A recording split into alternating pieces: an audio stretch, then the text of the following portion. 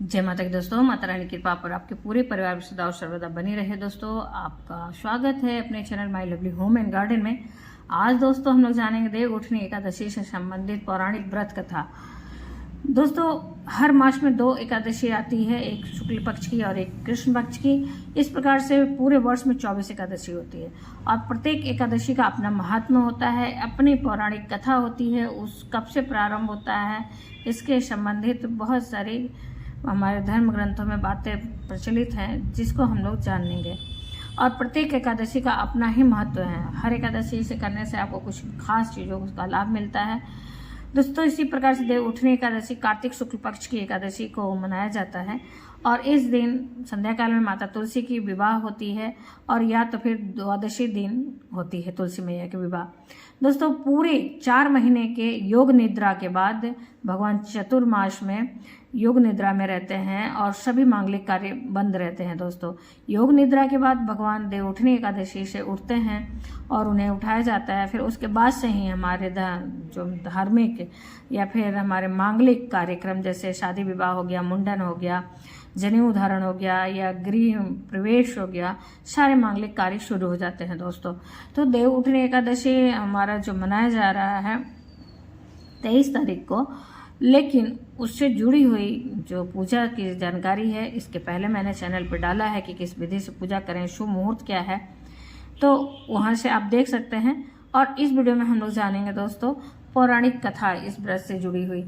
ऐसा मान्यता है कि यदि कोई भी व्रत कथा आप सुनते हैं और एकादशी की तो खास करके उसके सुनने मात्र से आपको हजारों यज्ञ के समान धर्म का कार्य करने का पुण्य मिलता है, साथ ही आपके सारे पाप नष्ट हो जाते हैं। दोस्तों, इसलिए अनुरोध है कि अंत तक अवश्य ही देखें। इस वीडियो की कोई भी जानकारी आपको अच्छी और उपयोगी लगे तो लाइक तो अवश्य ही करें। लाइक ही एक जरिया जिससे हम लोग को पता चलता है कि आपको वीडियो उपयोगी लगी। दोस्तों, वीडियो उपयोगी है तो मेरे चैनल को सब्सक्राइब भी करिए। आप पहली बार मेरे चैनल पर आए हैं तो भी आप सब्सक्राइब करिए, बेल नोटिफिकेशन अवश्य ही दबाइए, जिससे आने वाले वीडियो आपको समय से प्राप्त हो सके। दोस्तों, कोई भी प्रश्न या सुझाव हो तो कमेंट बॉक्स में लिख सकते हैं। तो चलिए हम लोग जानते हैं देव उठनी एकादशी की व्रत कथा। पौराणिक कथाओं के अनुसार एक राजा के राज्य में सभी लोग एकादशी का व्रत धारण करते थे और रखते थे। दोस्तों, यहाँ तक कि राज्य के पशु भी इस दिन अन्न ग्रहण नहीं किया करते थे। तभी उस राज्य में एक दूसरे राज्य से एक व्यक्ति आया। उसने कहा, हे राजन, मुझे काम की आवश्यकता है और अगर आप मुझे नौकरी पर रख लेते हैं तो मैं आपका बहुत आभार होगा। राजा ने कहा, ठीक है, मैं तुम्हारे बात को मानूंगा, तुम्हारे नौकरी पर जरूर रखूंगा, लेकिन एक शर्त माननी होगी। शर्त यह है कि इस राज्य में सभी एकादशी का व्रत करते हैं और इस व्रत को रखना अनिवार्य है, जिसका तुम्हें भी पालन करना होगा। इस दिन तुम अन्न ग्रहण नहीं कर सकते। व्यक्ति ने कहा कि मुझे आपकी शर्त मंजूर है। कुछ दिनों बाद एकादशी आई और राज्य के सभी लोगों के साथ उस व्यक्ति ने भी एकादशी का व्रत किया। लेकिन जैसे जैसे दिन गुजरता गया, उस व्यक्ति को तेज भूख लग रही थी और वह राजा के पास पहुंच गया। उसने राजा से कहा, हे राजन, सिर्फ फल से मेरा पेट नहीं भर रहा है और मैं अन्न ग्रहण करना चाहता हूँ, अन्यथा मैं मर जाऊंगा। यह सुनकर राजा ने उसे अन्न दे दिया। यह नित्य की तरह नदी पर पहुंचा और स्नान कर भोजन पकाने लगा। जब भोजन बन गया तो वह भगवान को बुलाने लगा।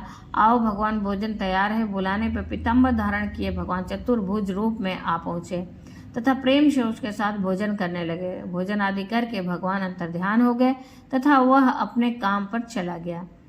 दोस्तों, इस घटना के बाद दूसरी एकादशी जब आई तो उस व्यक्ति ने राजा से विनती की कि उसे खाने के लिए 2 गुना अनाज दिया जाए। उस पर राजा ने कारण पूछा तो व्यक्ति ने बताया कि पिछली बार भगवान द्वारा भोजन किए जाने के बाद वह भूखा ही रह गया था, क्योंकि जितना अन्न उसे दिया गया था उसमें दोनों का पेट नहीं भर सकता था। व्यक्ति की बात सुनकर राजा को आश्चर्य हुआ।